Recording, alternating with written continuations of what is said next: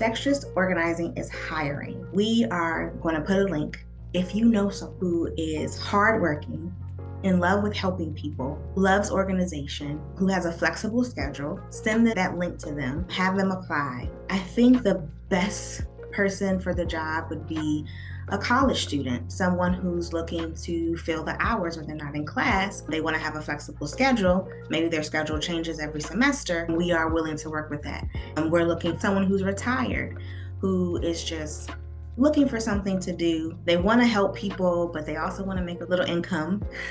Then that would be a great fit. And also maybe moms who have kids who are a little self-sufficient, who are maybe school age, and they don't need them during the day. That would be a great fit too.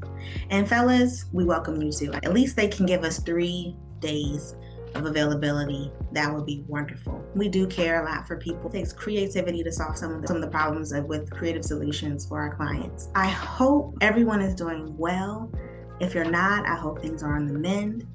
And my goal is to communicate with you at least once a month. I don't want anyone to feel that, oh, Andrea does never reaches out to us.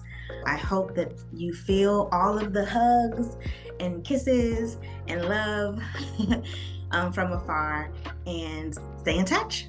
Bye.